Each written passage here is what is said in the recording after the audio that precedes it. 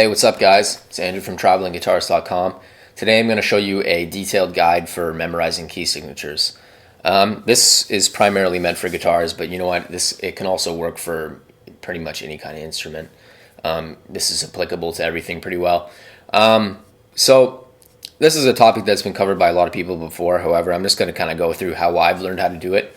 I kind of have my own unique take on everything that's just a little bit different from what's normally taught. But anyway, let's just jump right into it right now. So like key signatures, if you want to learn how to memorize them, there's just a few things that you have to know. And while it seems like a lot of information at first, it's really not too complicated. Like eventually, especially if you're applying this stuff every day, you're just going to memorize it, and it's not going to be a huge issue, you know. So right away, let's just get into it, okay? So if you want to memorize the names of all the major key signatures that have sharps, just memorize this phrase: cows go down and eat big fat chop. So that's C major, G major, D major, A major, E major, B major, F sharp major, and C sharp major. So if you want to memorize the order of sharps and sharp key signatures, it's Father Charles goes down and ends battle. So if you think of the treble clef, which I'll get into later, it's like F, C, G, D, A, B, you know?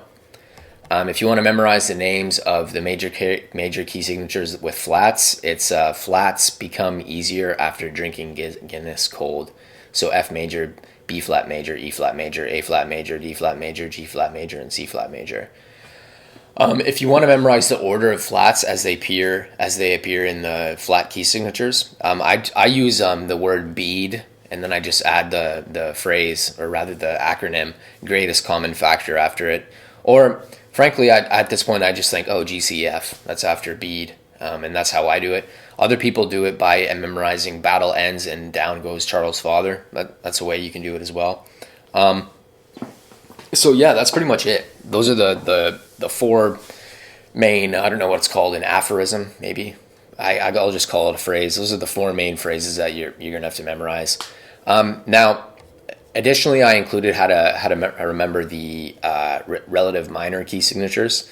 This is less so actually a manner of memorizing them, and just more a way of quickly figuring them out without a lot of time or energy. What you want to do, this is what I do anyway. So in Western music theory, the relative minor, it's always built on the sixth degree of the major scale. It's also called the Aeolian mode. It's also called the natural minor scale. So what you do is you just think, okay, so we're in the key of A major. Well, what's the sixth note of A major? A, B, C, D, E, F. In the key of A major, F's are sharp.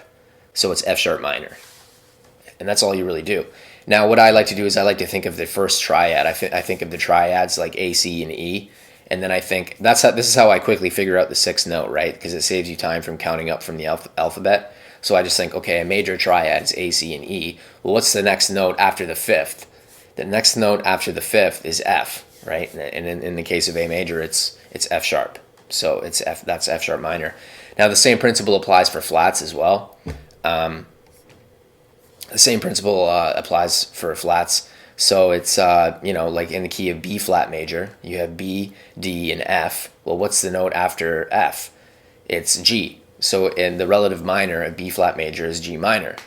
So it's just an issue of just going at the sixth degree, and that will tell you the relative minor.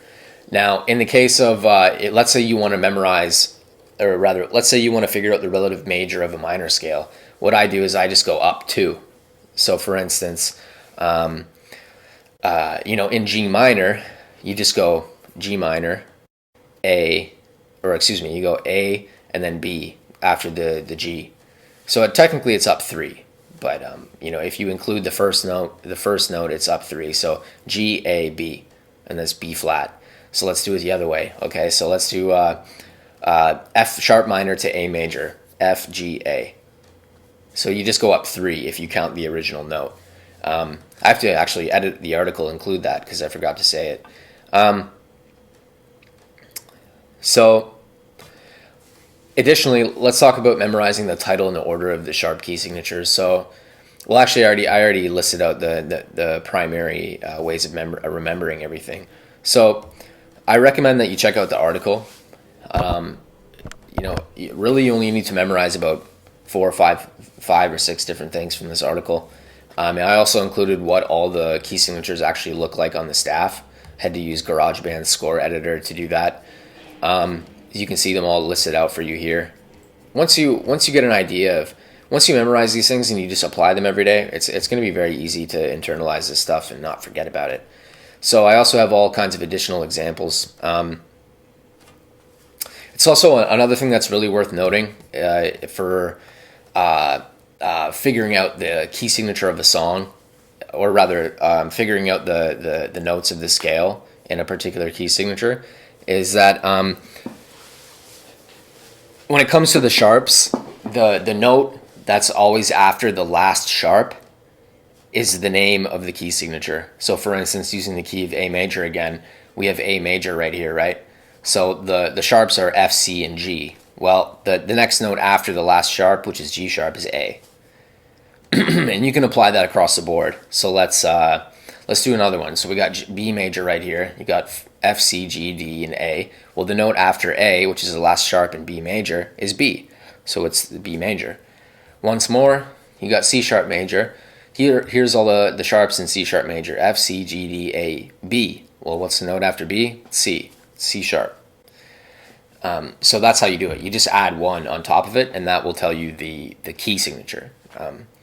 So this principle works in the same way as well with flats, although it's a little bit different. So let's use E flat major for an example. So in E flat major, B, E, and A are flats, right? So the second last flat is an E flat, so that's the key. That's the key. See, look, B, E, A. Well, the second last is E flat. That's the key. Using key of C flat major, you got B, E, A, D, G, C, F. Well, the second last is C, so it's C flat major. That's the name of the key.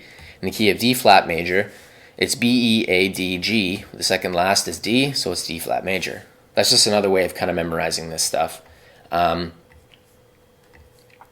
else do I want to touch on here?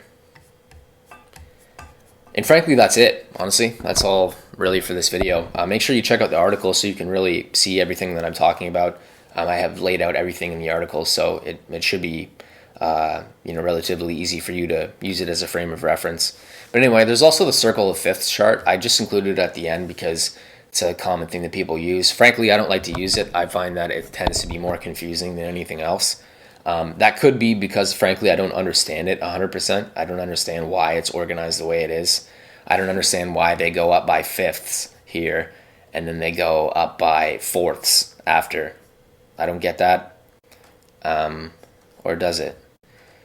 Yeah, it goes up by fifths. Then you got...